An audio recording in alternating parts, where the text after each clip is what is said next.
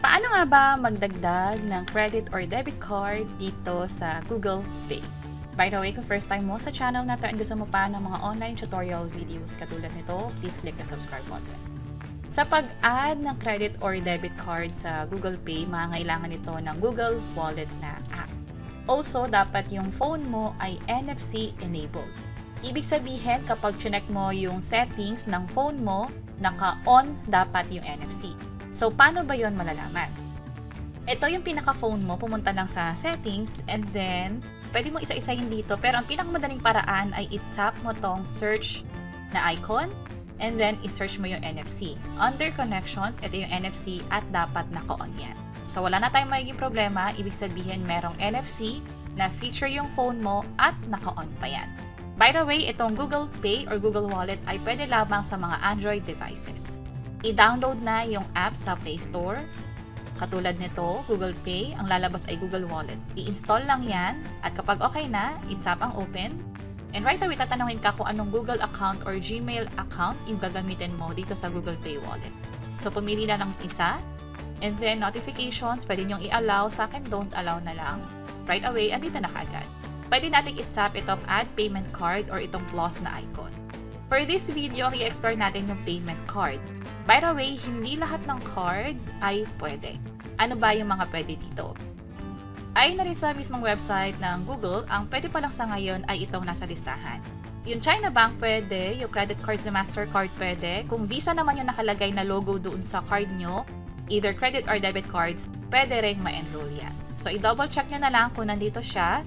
And i-share ko sa inyo na sa GCash, yung MasterCard, yung dati nilang card, pwede daw i-enroll. Yun nga lang nagkakaroon ako ng error message dito.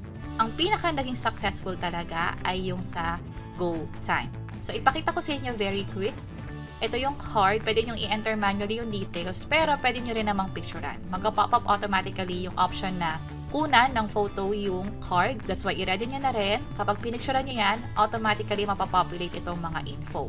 Yung mga blanco, fill upan nyo na lang manually. Also, i-double check nyo kung lahat tama, yung card number, yung expiration date. Also, tatanungin din yung cardholder name, maging yung address ninyo. Ang required lang sa address ay yung street at yung city, maging province. The rest, like postal code, yung apartment, optional lang yan. Kapag okay na, i-tap yung save and continue. At ito yung nakuha kong error noong tinry ko yung GCash MasterCard. Pero, na-save pa rin naman siya dito kasi nga ang sabi ay pwede pa rin siyang magamit as other means of payment, lalo kung online payment. So, try tayo ng panibago. Na-curious ako sa GCash Visa card, that's why tinry ko din siya. Nagkaroon din ng same error. So, this time, ang gagawin ko na ay yung Union Bank. Since ang sabi naman dito, Union Bank Visa cards ay pwede. At nung chinek ko, Visa naman yung Union Bank ko. So, nung pinicturean ko siya, in-enroll ko, nag-proceed tayo sa terms and conditions. Ito yung part na hindi ko nakita kanina nung nagtatry ako sa GCash. So, naisip ko baka mag-proceed na. Yun nga lang nagkaroon ng extra step kung saan kailangan pang tumawag sa bank para i-activate ito. So, medyo hassle siya. Hopefully, mag-improve yung service or yung process dito kung saan via OTP na lang pwede. And speaking of OTP, yun yung tinry ko. Nag-enroll ako gamit yung GoTime na debit card ko or ATM. Ito yung halimbawa niyan. Nag-proceed din sa terms. Tap natin yung move. And then, meron ditong text me a code na option. So, nagpadala na lang ng OTP via text. In-enter ko naman siya dito. Ito nga pala yung text coming from GoTime Bank. Yung OTP na ma-receive nyo, always remember, hindi dapat ito binibigay sa ibang tao.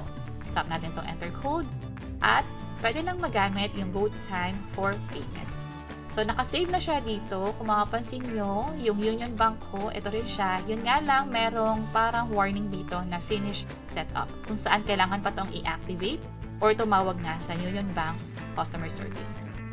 So, from here, pwede na magamit yung Google Pay ko or Google Wallet for payment. Ang magagamit ay yung GoTime na successfully na-add ko as payment method.